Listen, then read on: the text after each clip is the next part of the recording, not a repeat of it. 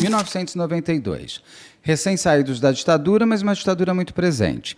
O que não significa que a gente deveria aceitar tortura, uma vez que a Constituinte de 1988 garantia que a gente teria direitos a serem preservados. A tortura como lei só é colocada em 1994. Você acredita nisso? Então, assim, como, inclusive, um crime que não prescreve. Ele é um crime que não prescreve. Mas hoje, mas naquela época, em 1992, a tortura era algo ainda muito normalizado e normatizado dentro, principalmente, das polícias que eram ainda egressas da ditadura militar, que foi algo muito forte no Brasil, inclusive se utilizando de tortura como elemento para... política de Estado, né? Para conseguir confissão. Bom, a tortura foi colocada nessa época como política de Estado. Isso é o que chocou muito esses anos. Sim. Né? E 1992 é um ano muito, muito forte. Como em 1973 a gente tem o Carlinhos, Pedrinho, o menino Pedrinho Carlinhos, temos também a Ana Lídia. O seu nascimento. O meu nascimento, óbvio, mas eu estou falando de morte, se eu não estou falando de nascimento. Como 1973 é um ano que marca muito a cronologia criminal no Brasil, 1992 é um ano muito forte nisso também. Sim. Tem a Miriam Brandão, que é sequestrada e morta. Sim. Você tem os emasculados de Altamira, que estavam começando a ser conhecidos pelo Brasil, não tanto, mas já estavam se falando. É um crime que já vinha desde 89, mas em 92 estava tendo algum movimento. Você tem Aparício Basílio. Sim. O Aparício, dono da Rastro, que foi encontrado morto com diversas perfurações em São Paulo. Você tem Daniela Pérez, no dia 28 de dezembro de 1992. Foi uma década muito marcada principalmente por dois eventos, dois fenômenos criminais, né? Você tem os sequestros e você tem o rapto, o desaparecimento de crianças. Que era onde eu te pôr agora, isso, exatamente. Que a gente vinha já de crianças desaparecendo. Sim, mas parece que foi um boom os anos 90. E vinha já um pouquinho... Eu me lembro, sabe o quê? Eu me lembro que a minha mãe, meu irmão mais novo, o Rodrigo, ele nasceu em 81, e ele era um bebezinho Johnson. Ele era, imagina, meu irmão mais novo tinha olho azul e loirinho. Então, eu lembro da minha mãe com 3 filhos pequenos, a gente andando uma vez no Parque da Aclimação, e ela saindo correndo, porque todo mundo tinha medo de ter um filho sequestrado. Isso. E vieram duas pessoas em cima de nós 4. E a minha mãe ficou muito assustada. Imagina, ela estava sozinha, com o bebê no colo, um pegando um com 8 anos. Outro com... E eu me lembro desse pavor que a gente tinha no Brasil. Sim. E no Paraná, especificamente, estavam sumindo muitas crianças. Já era algo que o estado onde somem as crianças. Sim. Tem várias outras pessoas ali, tinha uma tal de tia Lu, Dona Lu, sei lá, uma mulher que sequestrava crianças também. Sim. Por ali, mas ela, no momento do desaparecimento do caso Evandro, primeiro o Leandro Bossi, segundo o caso Evandro, ela estava presa, se eu não me engano. Ela chegou a ser investigada. Quando se começa o ano de 1992, o Leandro Bossi some em fevereiro, no Carnaval. Ele era um menino pobre, de família humilde, pescadora, de uma mãe que era camareira de um hotel. Isso. Ninguém deu bola para ele. Em abril, já some um menino que ele tinha uma condição um pouco melhor, vindo de uma família que, em Guaratuba, no Paraná, tinha alguma personalidade fora, porque você tinha até um prefeito que era da cidade, da família dele, a mãe trabalhava na escola, ele já era um menino um pouquinho mais socialmente relevado. Quando ele some, você já vinha, o pai do Leandro Bossi, que já estava procurando há muito tempo, há 2, 3 meses, onde está o meu filho, aquilo chama, então já sumiu um e sumiu outro agora. E começa uma certa comoção na cidade, em função de onde está Evandro. Em janeiro de 1992, muda para Guaratuba o Oswaldo Marceneiro e o Vicente de Paula, que eram amigos e pais de santo, tudo mais, da religião afro-brasileira. Afro-brasileira. Eu falo às vezes afrodescendente, peço desculpas se sair assim. Afro-brasileira. E eles mudam para Guaratuba, uma cidade praiana, uma cidade que tinha lá uma praça para eles poderem vender uns artesanatos, umas coisas e tudo mais. Eles caem lá por conta, inclusive, da sogra do Oswaldo, para vender uns artesanatos, e ele se encanta com a cidade. E ele começa a querer jogar búzios. Isso.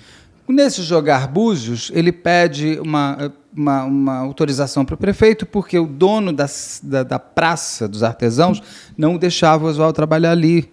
E ele bate na porta da prefeitura, da casa do prefeito, que é o Aldo Abage, quem atende é a Beatriz Abage, que gosta muito do misticismo. E eu já digo aqui, eu também gosto. Então, eu entendo perfeitamente. Quem fala para mim, eu faço e já quero saber.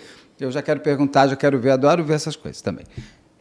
E a família Abage, que é uma família extremamente poderosa no sentido político, econômico do Paraná. Então, e ali você tinha um prefeito, que era o Aldo Abage. Começando a costurar aqui, as personagens já o que vai acontecer. Em abril, some o Evandro. Aquilo dá uma certa comoção na cidade. Tem um personagem que vai entrar, que eu vou puxar agora, que é o Diógenes Caetano Filho.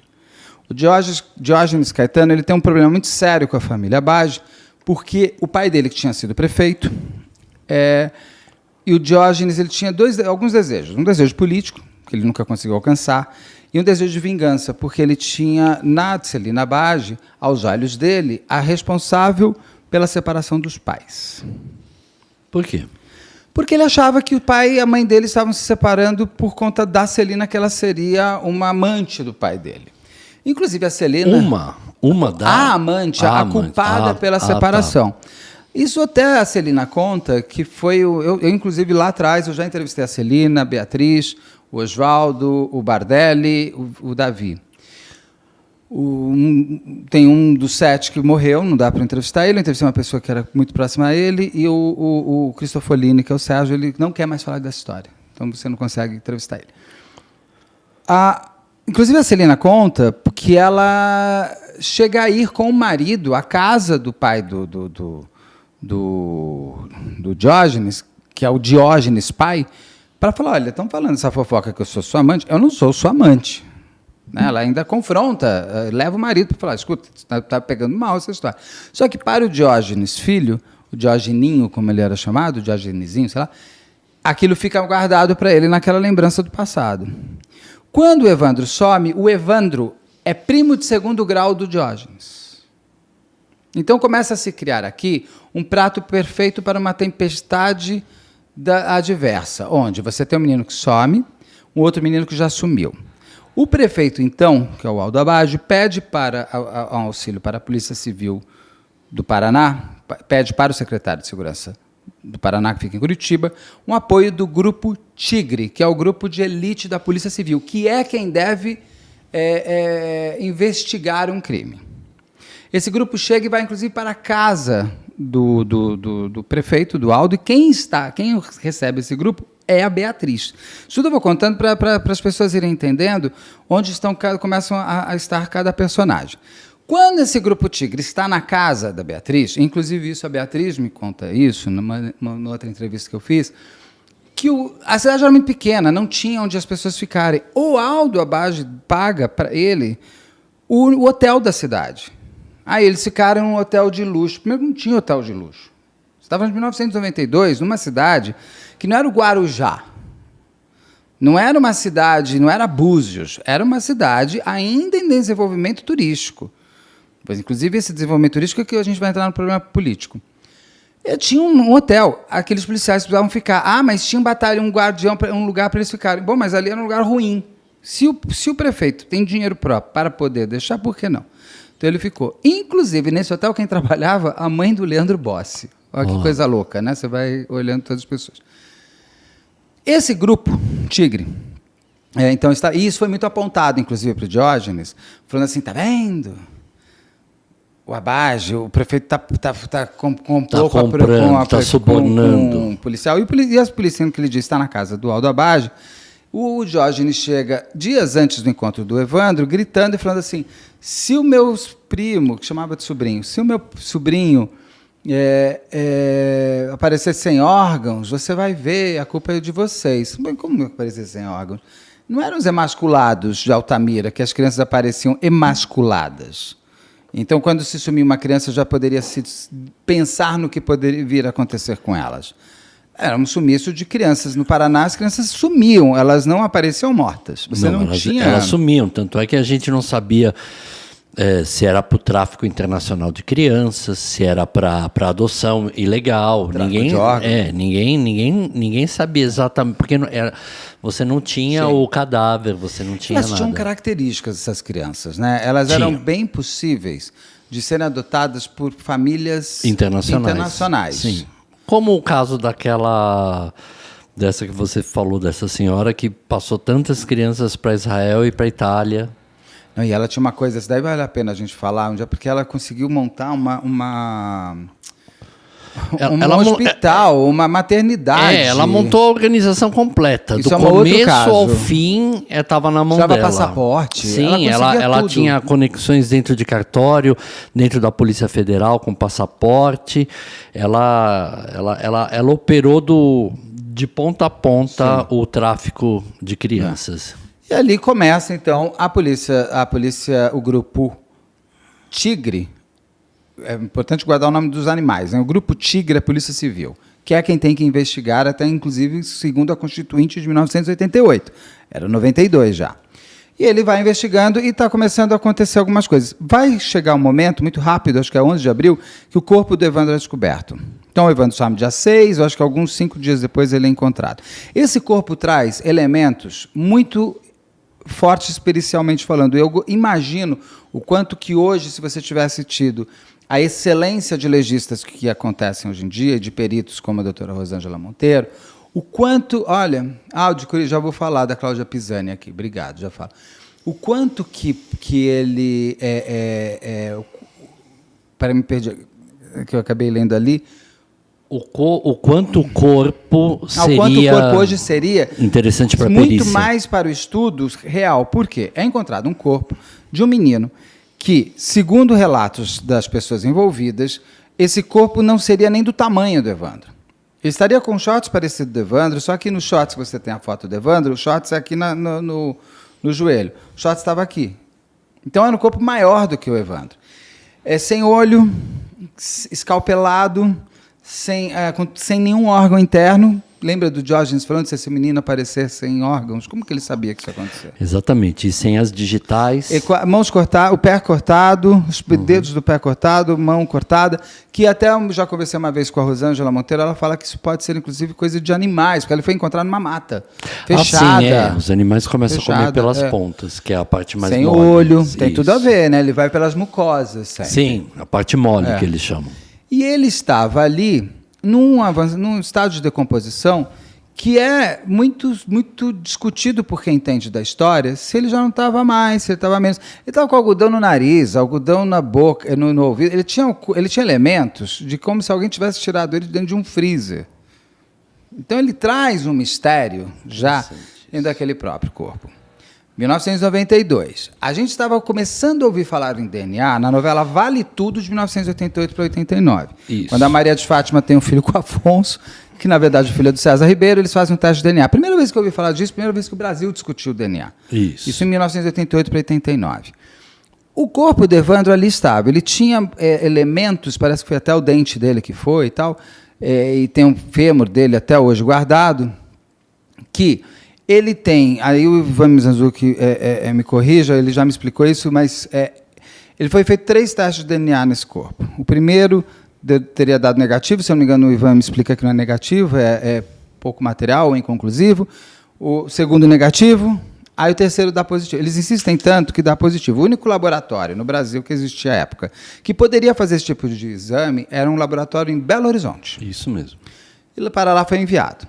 Para lá também foi enviado, já antecipando, uma moçada que foi encontrada um ano depois, próximo ao local onde o corpo possível do Evandro tenha sido achado. No mesmo matagal. No mesmo matagal, só que a moçada trazia elementos interessantes. Ela trazia uma cueca, um short, se não me engano, que eram as roupas do Leandro Bossi. A mãe reconhece as roupas. Sim. Essa ossada é enviada para esse laboratório, e esse laboratório dá que é uma menina... Isso. E que não era o Leandro Bossi. Isso. O mesmo laboratório que falou que é o Evandro. Então, ele falou que é uma menina. Então, a gente tem vários pontos aqui. Tudo bem, se não é o Leandro Bossi, quem é essa menina? Que menina é essa? Então, como foi essa menina? Essa é a grande questão desse matagal, né? Tem outros ali? Então, segundo o próprio Ivan, que leu muito, investigou muito o caso, ele acredita que ali possa até ter mais coisa. Tem uma mata muito fechada, né? Ou mais pistas contundentes que levem a essa conclusão. Sim. Estou trazendo esse ponto antes porque é importante a gente pensar nisso, porque 30 anos depois, do ano passado, essa ossada que o Ivan bateu muito com a polícia carioca, desculpa, que está minha amiga carioca aqui, mas tem a minha amiga paranaense, muito com a polícia paranaense, que precisava encontrar essa ossada, porque assim, essa menina não foi feito um boletim de ocorrência, não foi feito um inquérito, não foi feita uma investigação, quem é essa menina e tal. E eles pegam essa delegada, encontra essa ossada, em algum lugar pela polícia. Estava no... Em algum lugar. Ela foi em vários lugares. Ela ficou em vários lugares. Né? Não é tão simples. Vai na gavetinha número 1424. Até achar demorou. Essa ossada é enviada para a Polícia Federal em Brasília.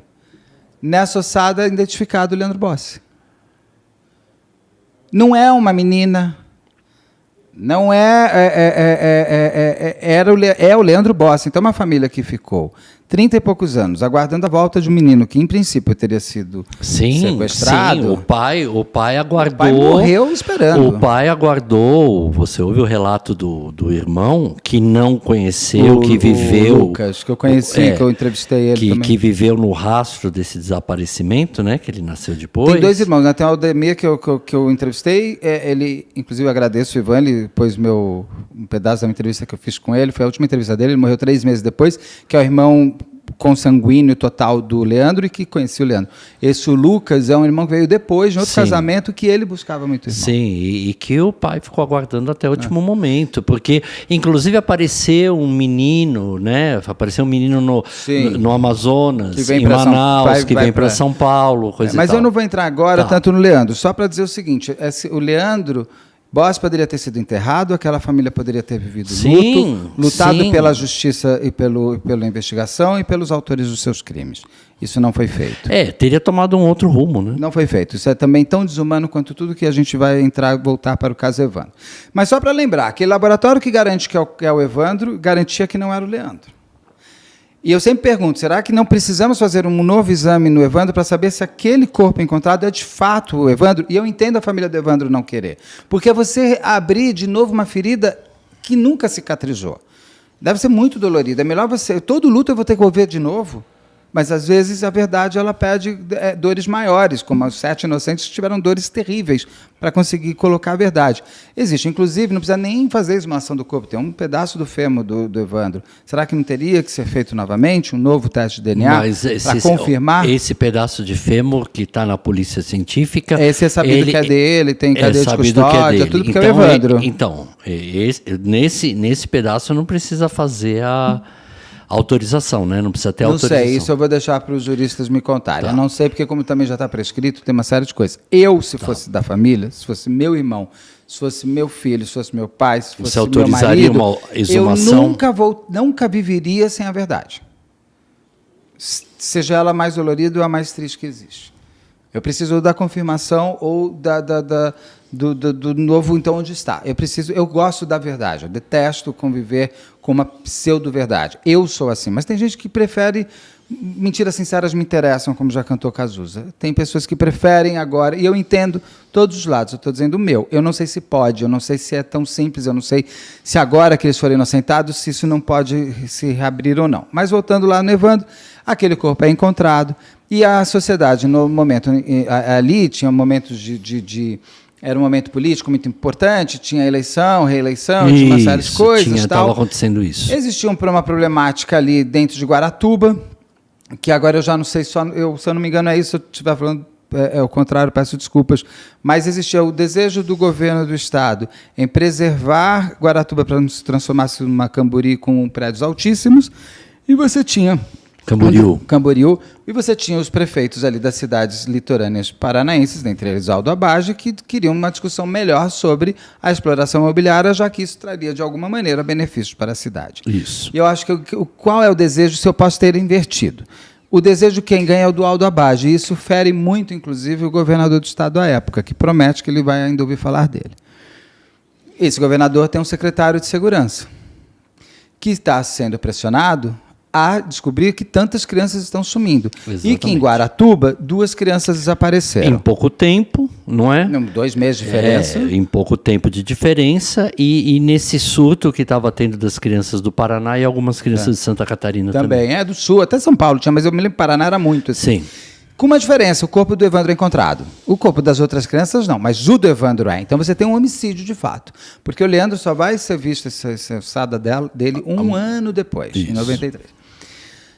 Quando esse corpo vem, existe a pressão, quem matou. E a pressão, inclusive, do Diógenes, que começa a elocubrar, porque ele já tinha sido investigador de polícia, ele começa a desenvolver um dossiê Magia Negra, que chamava Magia Negra, gente, o dossiê.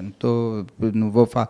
Eu sei que não se usa mais Magia Negra. Ele é vivo, mas, assim, esse Diógenes? Ele é vivo, está lá, ele vai ter que responder muita coisa. Ele não pode mais responder crime, porque o crime pelo crime, ele está prescrito. Mas, civilmente, eu vou entrar nele rápido, porque eu quero trazer os nossos homenageados. O Diógenes faz esse... Eu li esse dossiê. Eu li. Além de ser muito mal escrito, ser um texto idiota e sem lógica nenhuma, eu fico me perguntando como que uma polícia, que daí vai entrar outra polícia, se permite ao ridículo de se embasar naquilo. Por quê? A irmã da Beatriz Abage, filha do Aldo Abage e filho da Beatriz Abage, era psicóloga, tinha acabado de se formar, e ela tinha, a diretora da escola lá da cidade tinha pedido para ela para fazer um trabalho psicológico com os adolescentes e tal. E ela queria mostrar o quanto que você pode ser levado a desenvolver uma ideia em cima de coisas que você nem sabe o que é. Ela pega umas adolescentes, ela e umas adolescentes, e andam pela cidade vestida de branco com uma vela na mão. Ela só faz isso. Bruxa, feiticeira, macumbeira. O que você desperta nos outros definições sobre uma única coisa. Você só está andando segurando uma vela e ninguém te pergunta o que é. Ela fez esse experimento pela cidade com os adolescentes. O Diógenes, inclusive, vê isso e coloca que ela... Porque é um dossiê que vai entrar agora, o capitão Neves, que vai entrar agora. Ele chega a escrever ali, está escrito, não sei se foi ele o capitão que escreveu isso no final, que elas estavam vestidas de preto, com velas vermelhas, e que elas tomavam água de privada. Eu lembro que quando eu li isso... Água de privada. Eu falei, olha, ela pode ser uma pessoa porca tomando água de privada, mas isso não é um crime. Não. Porque ele quis construir... gosto. Ele começa a construir elementos para culpar 7 pessoas que são de interesse de um todo. Sim. Inclusive, antes, quando a mãe do Evandro e o pai do Evandro estão procurando o filho, esses pais de santo, tem alguém lá da família que vai falar assim, ajuda a gente, de repente fazer uma reza, acender uma vela, sei lá, na hora, meu filho, você fala com todo mundo. Sim. Você pode ser católico, mas você vai falar com aqueles, vai fazer aqueles, vai botar abadás, vai fazer o que for necessário. Inclusive, o Oswaldo até conta isso, ele fala, chamaram a gente foi lá para tentar fazer uma reza junto, tal, estava ele, o Vicente de Paula e o Davi. Só isso você fica, meu Deus do céu, como as pessoas são como tudo, você tem vontade de voltar no tempo e falar, não vão. Eles vão lá e o Oswaldo fala, eu estava com fome. E eles falam, vamos fazer um trabalho. Todo mundo fala, vamos fazer um trabalho. Ele fala assim, não, gente, é para Cosme e Damião. Cosme e Damião não pode fazer de noite. Eu não vou fazer para Cosme e Damião de noite, que é colocar bala, essas coisas. Ele falou, não. E ele estava com fome, ele falou, eu vou dormir. Ele foi embora. Quem fica ali são o Vicente de Paula, que também era pai de santo, e o Davi, que era o chefe dos artesãos ali da cidade, da feirinha dos artesãos. O Diógenes e acho que alguém da outra família também pegam o carro e vão andando, conseguem convencer o Vicente a fazer o tal do trabalho, que é nada mais é botar um prato com pirulito e bombom, para Cosme e Damião, coisa de criança, em locais da cidade. E eles perdem assim, vocês sabem de algum lugar que tem muita palmeira? Eles são levados a um lugar para colocar aquele prato. Lá na frente você vai ouvir que Oswaldo Marceneiro falou para ir até aquele lugar das palmeiras, indicou onde tinha que ir e pôs o prato. Oswaldo Marceneiro nem estava lá, era o Vicente Paulo. Detalhe, esse lugar onde ele vai e põe o prato é muito próximo de onde foi encontrado o corpo do Evandro. Entendi. Então já criou-se aí vai criando muitos elementos. Um factoide aí. Todo. E todo mundo seguindo sua vida. Sendo que aí a gente vai pegando. A dona Beatriz Abage, que eu entrevistei, foi uma mulher que me emociona sempre, porque, além de tudo, ela fisicamente parece muito a minha mãe. E ela fala como a minha mãe fala. Então, eu tenho uma projeção nela, isso daí deixando bem claro, porque às vezes eu até choro quando falo dela, porque eu vejo a minha mãe falando aquilo. Ela é igualzinha a minha mãe, é católica. Minha mãe é do tipo de pessoa que eu ligo e fala, ai, mãe, não sei o que, ela vai lá e reza o terço. Ela tem a coisa, sabe todos os santos, sabe todas aquelas coisas assim. Então, é uma mulher, o que eu estou querendo dizer com isso, ela é completamente desprendida de todo o resto. Não tinha lógica nenhuma ela estar envolvida com magia negra e ritual. Sendo que o Aldo Abage, a Beatriz tinha convencido ele de fazer um trabalho para a serralheria deles, para melhorar a energia, isso, aquilo. Eles fazem um altarzinho, que quem faz o altarzinho, inclusive, é o Bardelli, que nada mais é do que aquelas coisinhas, umas cumbuca de barro que eles fazem, com vela, umas pipocas, umas oferendas e uma imagem de santo ali. Porque isso vai ser importante, vamos dizer que o Evandro foi posto ali. Então você vai construindo tudo. O Diógenes cria esse magia negra, colocando 7 culpados. Na verdade, se você olhar uns documentos antes, parece que tem até mais pessoas indicadas. Só que ele leva isso para Curitiba, lá para o promotor, que indica para falar com o Neves, que é o grupo Águia da Polícia Militar, a P2, que eles chamam que é a Polícia Investigativa. Sendo que a gente está investigando aqui via o Tigre, que estava investigando todo mundo. Esse grupo é retirado pelo governo do Estado. E entra a Polícia Militar. Com uma pessoa que é um psicopata. Ele morreu, infelizmente ele morreu, porque acho que esse homem deveria ser penalizado em absolutamente tudo. Ele tem o prazer dos maus. E ele tem uma tara. O nome dele é Neves. Neves, ao contrário, é Seven. Seven é 7. Então, eles começam a construir o 7. Tem que ser no dia 7 de abril, 19 horas, que é 7, com 7 pessoas, que tem a ver também com coisas de numerologia, candomblé, essas coisas de exatamente, afro-brasileira. Afro-brasileira e tudo mais. O número 7, a mística tudo. toda. Começa a misturar tudo. Então, ele precisa de 7 pessoas. Aí, eles criam que esse corpo desse menino foi usado para que a Beatriz Abage, que queria o poder político e dinheiro, precisava de um coração de criança, sei lá. E ela e a Beatriz, não, a Celina. E ela, a Celina, a mãe, vai pegar a Beatriz. Eu acho que eu até falei Beatriz. É a Celina Abage, que é igual a minha mãe, tá, gente? Não é a Beatriz não tem idade para ser minha mãe. E a Celina Abage, que é igual, é impressionante. E a Celina e a Beatriz, que são ricas, más, políticas, que só falta botar aqueles dentes assim, né? Porque você transforma elas viraram as bruxas de Guaratuba. As bruxas de Guaratuba. As bruxas de Guaratuba com os bruxos de Guaratuba. Então, se você tem bruxa, você precisa ter bruxo. Então, nada como você unir o poder político com o poder religioso. O Oswaldo Marceneiro tinha acabado de chegar. Parece que ele era muito popular, inclusive, e tal, despertando mais inveja ainda em outras pessoas. Eles pegam... Na teoria deles é que a Celina e a Beatriz queriam poder político, pega Oswaldo Marceneiro com Vicente de Paula, e é fantástico. Aí você precisa de mais 2. Né? Ele pega o Davi, porque o Davi era lá da feirinha dos artesãos, então o coleguinha joga ali também. Vai também. O Bardelli, que depois, por conta das coisas, das confissões falsas, na verdade, das torturas, ela aponta o Bardelli, que era o cara que trabalhava na serralheria, que era o chefe, o gerente da serralheria, que faz, inclusive, esse altarzinho. Fez o altarzinho. E bota o Sérgio Francisco Cristofoletti, se eu não me engano é o sobrenome agora, posso estar me confundindo, era o cara que alugava a casa do Oswaldo. A lógica, menos 2. Só que isso vai tomando o corpo. Com essa realidade presa na garganta e na cabeça de todos eles vão e pegam Oswaldo Marceneiro. Lembra que eu te falei que quem estava naquele dia era o Vicente de Paula? Eles confundem os dois e falam que é o Oswaldo. Eles pegam o Oswaldo, estava tendo uma festa na casa deles, sei lá, uma confraternização, batem na porta, pegam o Oswaldo de noite, tacam o cara dentro do carro e levam para um lugar. E ali começa a primeira tortura. Gravada em fita. Fitas essas sempre editadas e que foram utilizadas como grandes provas que depois, durante o julgamento, elas nunca aparecem.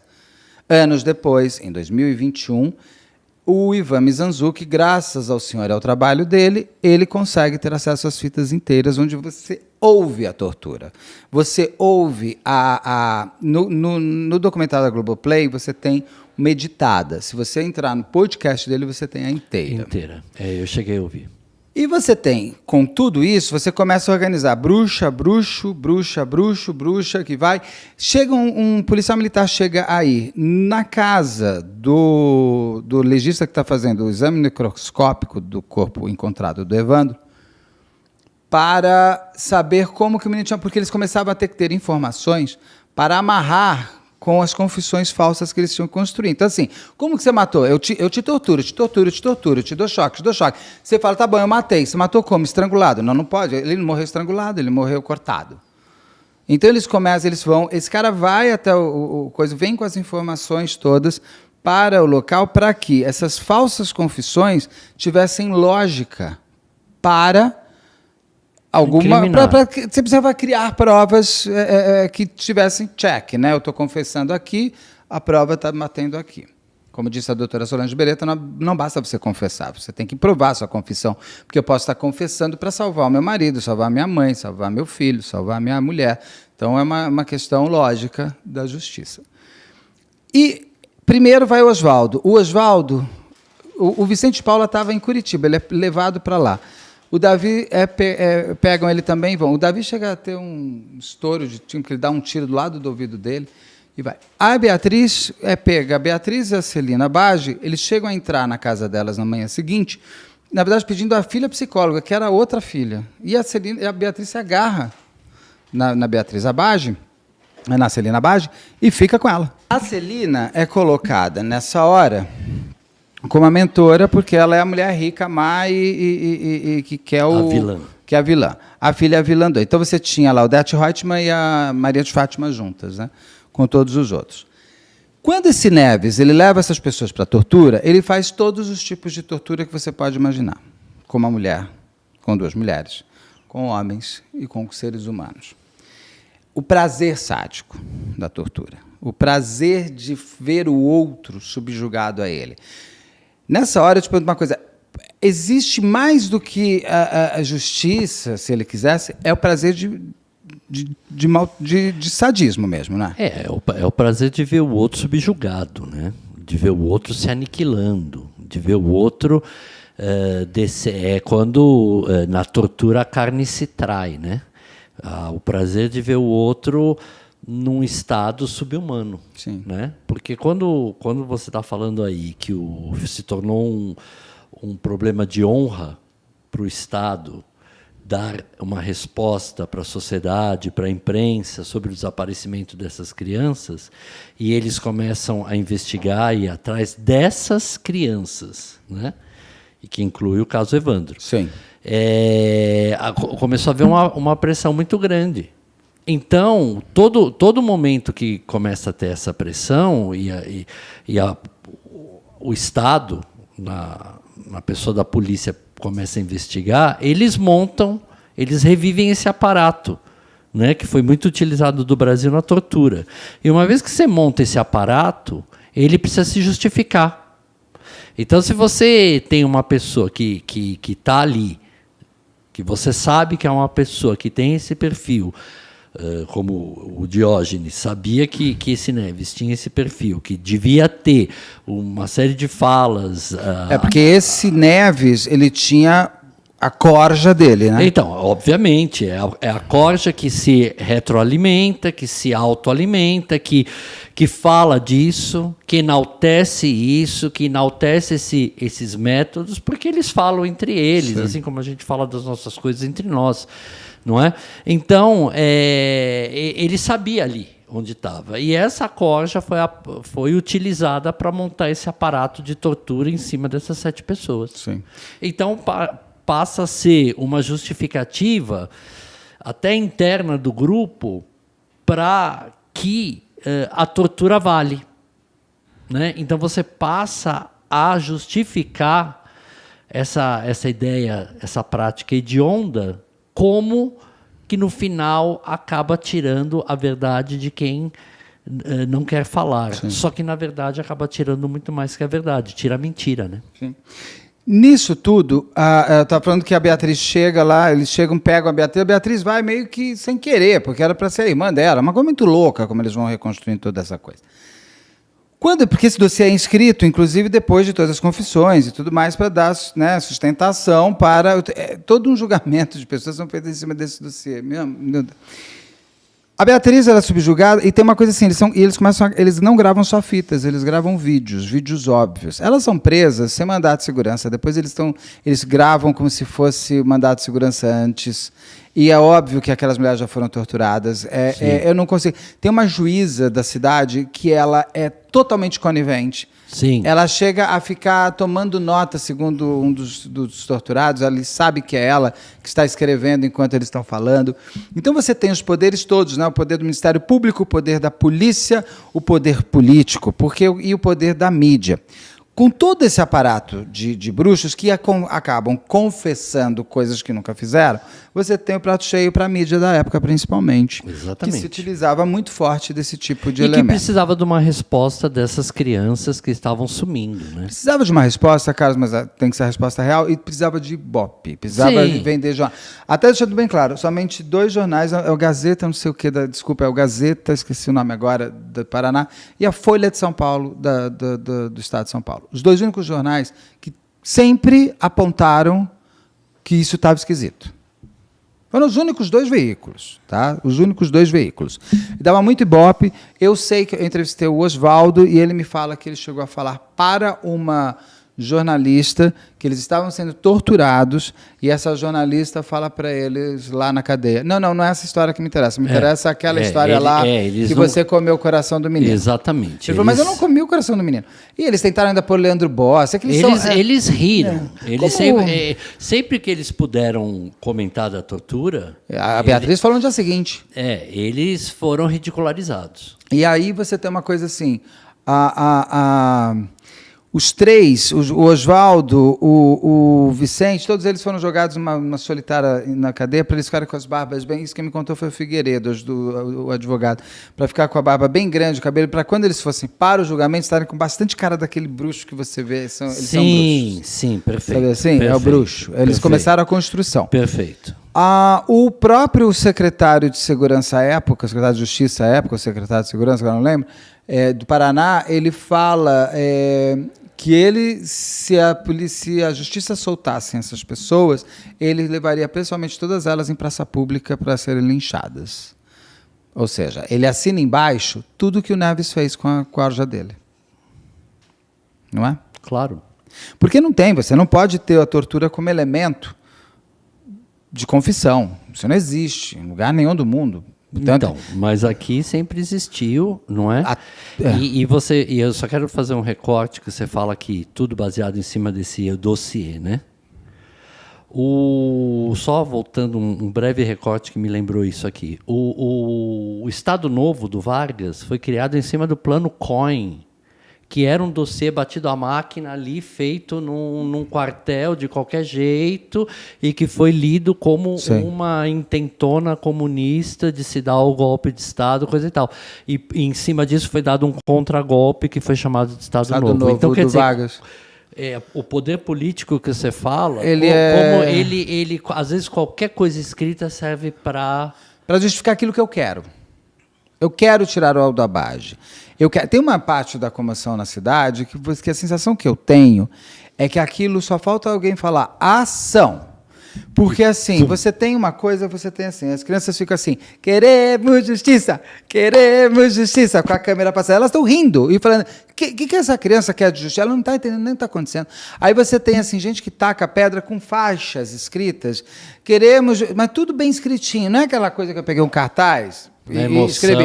Não, aquilo foi produzido. A sensação que eu tenho é que aquilo é uma produção ruim. Se eu estivesse vendo como ficção, eu ia falar, não tem verdade. A própria comoção da cidade, ela foi organizada por quem lhe interessava. Porque não é possível que aquelas pessoas tivessem aquelas faixas tão perfeitinhas na mão. Então você tem um momento exato que você deve ter assim, joga pedra, e eles começam a jogar pedra e quebrar. Então não é nem... O que eu questiono é o seguinte, isso é uma loucura coletiva, organizada, ou loucura coletiva pede desorganização? Não, loucura coletiva primeiro começa com um movimento de estresse muito forte, né? Tudo que a gente viu, tudo que a história traz de histeria coletiva, são pessoas que estão vivendo um momento de estresse completamente forte e que surge um comportamento de um indivíduo que canaliza o ressentimento do todo. Sim. Esse estresse relativo a um ressentimento, não é? E, em cima disso, a gente pode falar sobre o Nietzsche, que foi um grande filósofo, o pai do ressentimento, né? Que ele escreveu muito sobre isso, e ele tinha uma questão dele também sobre isso. E ele fala exatamente isso. São as pessoas que estão vivendo uma busca por justiça e uma busca messiânica, antes de mais nada. Então, isso vai sendo o caldo da tal da histeria coletiva, né? A gente teve casos incríveis disso. A gente tem isso desde a antiguidade, mas fica muito marcado o caso da histeria coletiva em 1513, numa cidade onde uma mulher começa a dançar na praça, né, à toa, e ela é aplaudida pela multidão. E, na sequência, nos dias seguintes, todos começam a dançar e teve muitas mortes, porque as pessoas dançavam até a exaustão. Esse foi o primeiro grande caso de histeria coletiva que foi relatado. Teve outros depois, no século XVII, teve o próprio caso das bruxas de Salem, nos Estados Unidos, né? Ali, acho que é Massachusetts ou Pensilvânia. Não lembro onde é Salem. Agora sim, mas é a cidade de Salem, que foi também tomada por essa histeria coletiva. E teve o famoso caso, que é um clássico também, aqui em São Paulo, em 1938, no Cine Oberdan. O caso do Cine Oberdan foi um caso de 1938, que foi um caso emblemático, né? Cine Oberdan era ali acho que era ali perto... Devia ser centro de São Paulo. No centro de São Paulo. Durante uma exibição de um filme, alguém gritou fogo. E a plateia se levantou no escuro e foi um corre-corre e mais de 30 pessoas morreram, né? Sendo que 30 eram crianças. Nossa. Que era uma matinê, alguma coisa assim. E foi um caso de histeria coletiva. O próprio caso do Orson Welles, que relata a invasão marciânica da rádio, só que foi avisado antes que seria uma ficção. Só que você pega no meio. O pessoal pegou no meio a descrição de 1 hora, então entrou uma histeria coletiva. Mas, veja, sempre ela está pautada, e teve outros casos de freiras em conventos, então ela está sempre pautada numa localização geográfica determinada, num ponto determinado, com uma pressão, com um estresse, com uma resposta, com uma necessidade de resposta, e principalmente com um sentimento de ressentimento muito grande dessa população que está à espera de uma liderança. E isso você vê muito em movimentos políticos, está à espera de uma liderança e com esse sentimento de injustiça. Sim. Né? E isso é o caldo da histeria coletiva. Então, qualquer verdade, qualquer meia-verdade, qualquer verdade falsa, fake, acaba servindo como gancho, como o caso aí de Guaratuba. Quando as pessoas estão indignadas, uma cidade pequena, indignadas, quando já está envolvido o nome de políticos, do poder, com todo um ressentimento de 1992, não é? Um ressentimento social,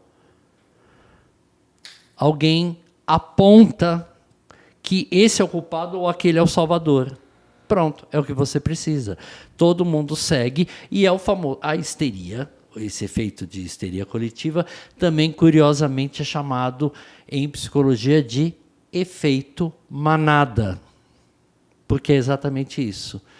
A manada vai sem pensar, sem o pensamento crítico.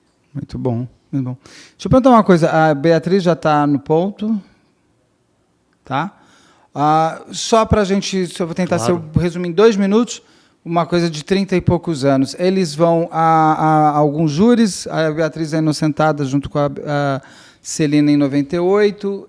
Claro que o Ministério Público pede anulação, o julgamento anulado. Anos depois, em 2004, se não me engano, Isso, o 2004. Oswaldo, Vicente e o Davi são condenados a 20 e poucos anos de cadeia. No ano seguinte, o Bardelli e o Cristofolini são inocentados, o que é ilógico, porque se você tem um crime é um crime feito por 7 pessoas, como 2 são inocentadas? Tá tudo esquisito. Quando você ouve a fita, ouve a fita inteira, você chega até essa conclusão, porque eles se contradizem e tem a voz de quem está torturando falando, não, fala isso. Não, é que eu digo assim, não tem lógica você inocentar 2 pessoas que são ligadas no crime inteiro. Ninguém segurou. Não, você tem que falar que você segurou. É uma bobagem. A forma que eles vão é uma bobagem. E aí a Celina não vai a julgamento mais porque já tinha prescrito. Exatamente. E a Beatriz foi julgada e condenada novamente em 2011. E ela vem lutando. A Beatriz, eu vou falar de todos, eu acho que foi a voz que nunca se calou. A gente vai entrar com ela agora. E uma coisa que eu acho muito impactante para mim, a Beatriz, eu falei isso para ela, e eu acho ela de um exemplo de... Ela não se permitiu não ser mais uma mulher, mesmo depois de tudo que ela passou. Ela tem a vaidade, ela tem a firmeza dela, ela não abaixa a cabeça e ela sabe que é inocente. Ela sempre trouxe isso muito forte. Ela sempre pediu muito para ser ouvida. Eu acho que teve uma comoção ali divina e o Ivan entra nessa história, 2016, 2017, com um podcast que começa a levantar de novo esse caso. Em 2020, daí vem a série da Globoplay, e que eu acho que é uma meia-culpa, inclusive, da grande mídia da época. Não é, hoje as mídias são diferentes.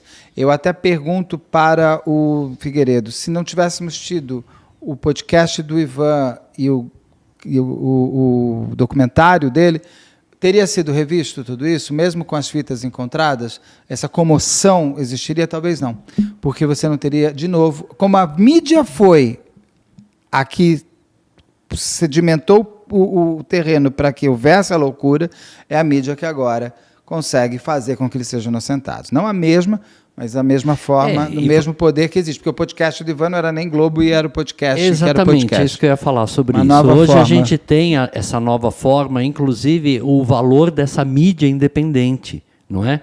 Nossa. Exatamente. Esse valor é muito importante, porque em 92, até pouco tempo atrás, você não tinha isso.